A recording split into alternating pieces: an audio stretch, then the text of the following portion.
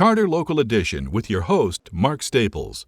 Welcome to Charter's Local Edition, coming to you from Cody, Wyoming, the site of the 2016 Wyoming Association of Municipalities Annual Conference.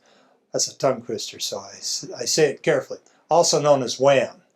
And at the WAM conference, one of the guests is Scott Miller, a council member from the city of Casper. Welcome. Thank you. And welcome to Charter's Local Edition. Thanks for the invitation. I appreciate it. How long have you been a council member in Casper? So I'm probably approaching about 9 months on the council. I'm one of the new guys. I was an appointment because a previous council member had quit. And how I got involved is I had just seen an advertisement on the local media, and they were calling for applications for the council spot. And I decided, what the heck? And I put my name in, and we ended up doing interviews in front of the current council, and out of 15 people, they decided I had what it takes. And what do you think they saw in you? What did you stress?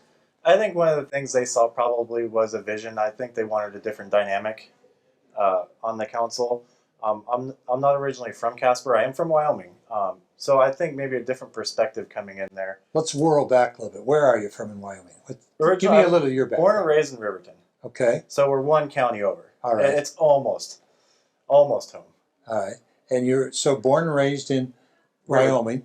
Born and raised in Riverton. And between being born and raised and going to the city council, give me a brief tale of yourself. Well, my dad was a geologist, and we did move around a little bit. We did spend some time in Montana, but came back, and actually I spent a portion of my childhood in Casper in the mid-90s, but then my family ended up back in Riverton, and that's about the time I was in high school, so I did that, graduated from Riverton High School, and then ended up down in Laramie to do my formal education, and spent some more time back in Fremont County. University of Wyoming. Yes, okay. University of Wyoming. And after that, after 2 degrees at UW in political science and public administration. Okay.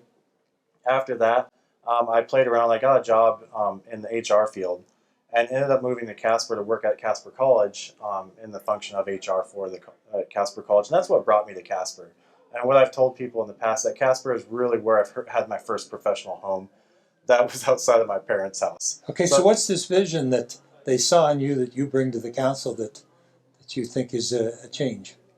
I think having someone at my age be interested in this type of a position, where does a young professional person want to live, and why did I choose Casper over all these other places? What makes Casper attractive to people wanting to live there? And what is that? What is that? Well, I think, so I lived in Casper in the mid-90s, right when they were tearing down the old refinery, and they ended up making that into a golf course, and I think we're all familiar with the old Amoco refinery in Casper. It's a gorgeous place now. There's a path. It's a golf course.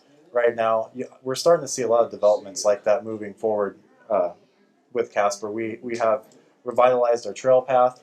We're seeing improvements up on our ski hill. These are things that I want in my life. I want to be active. I want to do things. I want to be in a community that is active. So you talked about 3 strategic goals. Somebody came up with strategic goals for the city of Casper. It was a group, it was a task force? It was a group back in 2015, actually, before I was on the council. But it's kind of something we sat down and had another strategic planning meeting and decided that these still are our goals because it's important for us to develop these things. And first and foremost, being involved in the city role anywhere is our infrastructure. And it's really important to make sure things function. We got to have the water running. We got to have the sewer running. All those basic services. The roads. On a scale of 1 to 10, where are you? You know what? I think we're doing a really good job in Casper. We've been successful with previous 1 cent campaigns. We're hoping that's going to continue in the future. And we're really lucky to have that money to help us with our projects. Gosh, I'd say we're up at a 9. Good for you. So your second plank of the 3 goals is recreation. Tell me about the Casper recreation opportunities. As I said before, I think it's important because recreation helps attract people to come. Sure. We've recently, I think if you're familiar with what we've been doing in Casper, one of the recent things we did was approve a new lodge for our ski area. Is that the Antelope Basin? This is Hoganon. Oh, okay. This is another. All right. And you're not the only municipality. It's probably the smallest ski area in Wyoming. but it's still a resource for our community. It's a skier actually run by the city. I'm not sure if everyone. People like small areas. Yeah, They like do. the amenities. They like the attitude. And for the 600 vertical feet it's in our own backyard. It's 15 minutes from Casper.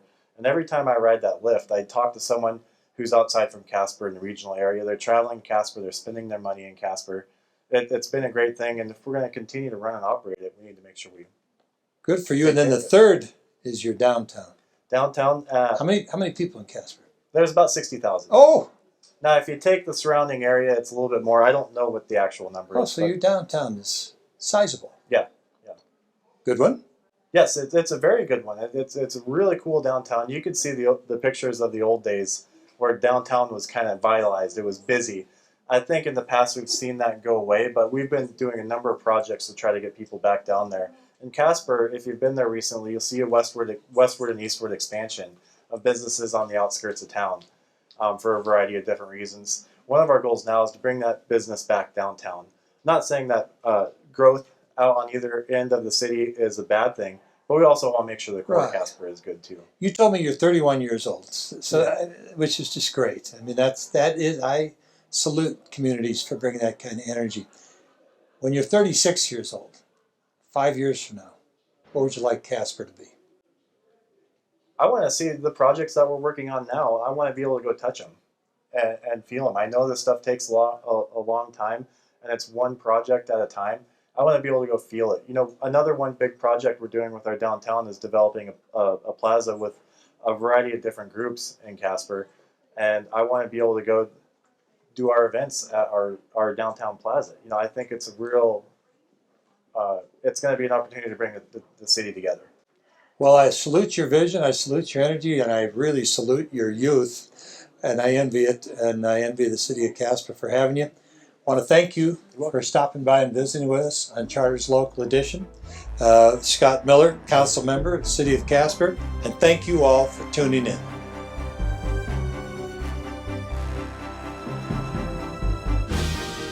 Charter Local Edition has been an exclusive presentation of Charter Communications, providing original programming.